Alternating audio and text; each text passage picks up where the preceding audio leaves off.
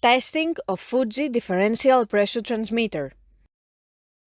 The transmitter has been set to a calibration range of input signal according to the request of the customer. For testing, we add a 24-volt DC bar supply, a multimeter in order to measure the milliamp output. By manipulating the input signal, the unit reacts accordingly, and at the lowest set point, the output is 4 milliamp, and at the highest set point, the output is 20 milliamp.